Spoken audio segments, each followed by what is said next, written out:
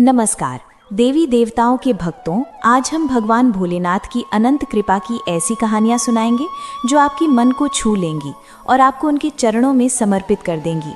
सोमवार का ये पवित्र दिन हमें याद दिलाता है कि सच्ची भक्ति से असंभव भी संभव हो जाता है। चलिए शुरू करते हैं। पहली कथा जो एक समृद्ध व्यापारी की है जिसका नाम था हरिशंकर। एक प्राचीन नगर में रहता था। व्यापारी हरिशंकर, उसके पास धन दौलत की कोई कमी न थी, लेकिन संतान सुख से वंचित होने के कारण वो हमेशा उदास रहता था। हर सोमवार वो व्रत रखता और शिव मंदिर जाकर भोलेनाथ तथा माँ उमा की आराधना करता था। उसकी सच्ची श्रद्धा देख माँ उमा ने भगवान भोलेनाथ से निवेदन किया कि इस भक्त की इच्छा पूरी कीजिए। भोलेनाथ ने कहा, देवी, हर जीव अपने कर्मों का फल भोगता है, लेकिन माँ उमा के बार बार अनुरोध पर उन्होंने हरिशंकर को पुत्र का वरदान दिया। साथ ही बताया कि ये बालक मात्र 12 वर्ष तक जीवित रहेगा। ये बात हरिशंकर ने सुन ली, लेकिन उसकी भक्ति में कोई कमी ना आई। वो पहले की तरह पूजा करता रहा। कुछ समय बाद उसकी पत्नी ने एक सुंदर बालक को जन्म दिया। नाम रखा अमित। जब अमित 11 वर्ष का हुआ तो हरिशंकर ने उसे विद्या प्राप्ति के लिए वाराणसी भेजने का निर्णय लिया। अमित के चाचा को बुलाया और ढेर सारा धन देकर कहा, तुम इसे ले जाओ, रास्ते में दान पुण्य करते जाना और ब्राह्मणों को भोजन कराते जाना। चाचा और अमित यात्रा पर निकले। हर जगह यज्ञ कराते और दान देते जाते। एक नगर में पहुंचे जहां राजा की पुत्री का स्वयंवर था, लेकिन वर एक नेत्रहीन युवक था। वर के पिता ने छल से अमित को दूल्हा बनाकर राजकुमारी से विवाह करा दिया। अमित ने सच्चाई छुपाने से इनकार किया और राजकुमारी के परिधान पर लिख दिया, तुम्हारा विवाह मुझसे हुआ है, लेकिन तुम्हें जिसके साथ भेजा जाएगा वो नेत्रहीन है। मैं तो वाराणसी विद्या सीखने जा रहा हूँ। राजकुमारी ने ये पढ़ा और राजा को बताया। राजा ने बारात वापस भेज दी और पुत्री को रख लिया। अमित और चाचा वाराणसी पहुंचे। वहां भी यज्ञ किया। जिस दिन अमित 12 वर्ष का हुआ, उस रात उसने चाचा से कहा, मेरी तबीयत खराब है। चाचा ने आराम करने को कहा, लेकिन कुछ ही पलों में अमित के प्राण निकल गए। चाचा विलाप करने लगा। उसी समय भोलेनाथ और माँ उमा वहां से गुजर रहे। माँ उमा ने कहा, प्रभु, इस दुख को दूर कीजिए। भोलेनाथ ने कहा, ये वही बालक है जिसे मैंने 12 वर्ष की आयु दी थी, लेकिन माँ उमा के आग्रह पर उन्होंने अमित को लंबी आयु का वरदान दिया। अमित जीवित हो उठा। शिक्षा पूरी कर चाचा के साथ वापस लौटा। रास्ते में उसी नगर पहुंचा जहां उसका विवाह हुआ। वहां यज्ञ किया। राजकुमारी के पिता ने उसे पहचान लिया और धूमधाम से बेटी को विदा किया।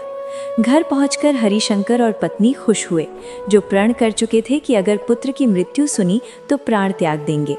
रात में भोलेनाथ ने स्वप्न में कहा, तेरी भक्ति से प्रसन्न होकर मैंने तेरे पुत्र को दीर्घायु दी है। इस तरह सोमवार व्रत करने वाले की सभी इच्छाएं पूरी होती हैं। अब सुनिए दूसरी कथा। एक बार भोलेनाथ और माँ उमा पृथ्वी पर विचरण करते हुए विदर्भ की अमरपुर नगरी पहुंचे। वहां एक भव्य मंदिर में ठहरे। माँ उमा ने चौपड़ खेलने की इच्छा की। दोनों खेलने लगे। तभी मंदिर का पंडित आया। नाम था देवदास। माँ उमा ने पूछा, बताओ कौन जीतेगा? देवदास ने कहा, भोलेनाथ जीतेंगे। लेकिन खेल में माँ उमा विजयी हुई। फिर भी देवदास ने भोलेनाथ को विजयी बताया। इससे क्रोधित हो माँ उमा ने देवदास को कुष्ठ रोग का श्राप दे दिया। देवदास दुखी हो गया। एक दिन स्वर्ग की नृत्यांगना मंदिर आई। देवदास की हालत देख पूछा। उसने सारी बात बताई। नृत्यांगना ने कहा, 16 सोमवार व्रत करो, इससे भोलेनाथ प्रसन्न होंगे। देवदास ने विधि पूछी।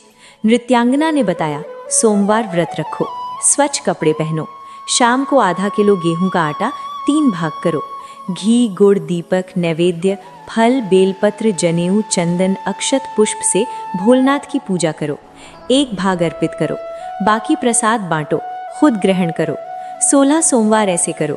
17वें पर आटे की बाटी बनाओ, घी गुड़ मिलाकर चूरमा बनाओ, भोग लगाओ, बांटो, परिवार संग खाओ। इससे सभी कामनाएं पूरी होती हैं। देवदास ने वैसा किया और कुष्ठ से मुक्त हो गया। कुछ समय बाद भोलानाथ और उमा वापस आए। उमा ने देवदास को स्वस्थ देख कारण पूछा। उसने 16 सोमवार व्रत बताया। उमा ने भी व्रत किए। इससे उनका रूठा पुत्र स्कंद घर लौटा और आज्ञाकारी हुआ। स्कंद ने पूछा, माँ, क्या किया तुमने? उमा ने व्रत बताया। स्कंद ने अपने खोए मित्र से मिलने के लिए व्रत किए और मित्र मिल गया। मित्र ने कारण पूछा। स्कंद ने व्रत बताया। मित्र नाम था विमल ने विवाह के लिए व्रत किए। एक स्वयंवर में राजकुमारी ने उसे चुना। दोनों सुखी हुए। विमल की पत्नी ने पुत्र के लिए व्रत किए। सुंदर पुत्र हुआ, नाम रखा आर्यन। आर्यन ने माँ से व्रत सुना और राज्य पाने के लिए व्रत किए। एक राजा ने उसे दामाद बनाया और सिंहासन सौंप दिया। आर्यन राजा बना, लेकिन 17वें सोमवार पूजा के लिए पत्नी को कहा वो नहीं गई, सिर्फ सामग्री भेजी। आकाशवाणी हुई, रानी को निकाल दो वरना विनाश होगा। आर्यन ने वैसा किया। रानी दुखी हो निकली। एक गांव में बूढ़ी औरत के साथ सूत बेचने लगी, लेकिन सूत न बिका। बूढ़ी ने भगाया, तेली के यहाँ गई। तेल के मटके फूटे, तेली ने भगाया। नदी गई, पानी सूख गया। पेड़ के नीचे बैठी, पत्ते गिर गए। लोग उसे पंडित गोपाल के पास ले गए। गोपाल ने कहा तुम आश्रम में रहो, लेकिन वहां भोजन में कीड़े, पानी गंदा हो जाता। गोपाल ने कारण पूछा। रानी ने पूजा न जाने की बात बताई। गोपाल ने 16 सोमवार व्रत सुझाया। रानी ने किया, 17वें पर पूजा की। इससे आर्यन को याद आई। दूत भेजे, रानी मिली। आर्यन आरा, गोपाल से अनुमति ली। रानी वापस आई। नगर में उत्सव हुआ, दान भंडारे लगे। दोनों व्रत करते सुखी जीवन जिए, अंत में शिवलोक गए। इस प्रकार जो 16 सोमवार व्रत सच्चे मन से करता है, कथा सुनता है, उसके सभी दुख दूर होते हैं, सभी इच्छाएं पूरी होती हैं। कथा समाप्त। बोलिए भोलेनाथ की जय। अब सुनिए शिव आरती। ओम जय भोलेनाथ ओंकारा, स्वामी जय भोलेनाथ ओंकारा। ब्रह्मा विष्णु सदा भोलेनाथ, ब्रह्मा विष्णु सदा भोलेनाथ। अर्धांगी उमा, ओम जय भोलेनाथ ओंकारा। एकानन चतुरानन पंचानन राजे, स्वामी पंचानन राजे। हंसासन गरुडासन, वृषभ वाहन साजे। ओम जय भोलेनाथ ओंकारा। 2 भुज 4 चतुर्भुज, 10 भुज अति सुंदर, स्वामी 10 भुज अति सुंदर। त्रिगुण रूप देखकर त्रिभुवन मोहित, ओम जय भोलेनाथ ओंकारा। अक्षमाला वनमाला मुंडमाला धारी, स्वामी मुंडमाला धारी। चंदन मृगमद सोहे, भाल चंद्रधारी। ओम जय भोलेनाथ ओंकारा। श्वेतांबर पीतांबर बाघांबर अंगे, स्वामी बाघांबर अंगे। सनकादिक गरुड़ादिक भूतादिक संग, ओम जय भोलेनाथ ओंकारा। कर्मे कमंडल चक्र त्रिशूलधारी, स्वामी चक्र त्रिशूलधारी। सुखकारी दुखकारी जगपालनकारी, ओम जय भोलेनाथ ओंकारा। ब्रह्मा विष्णु सदा भोलेनाथ, जानत अविवेक, स्वामी जानत अविवेक।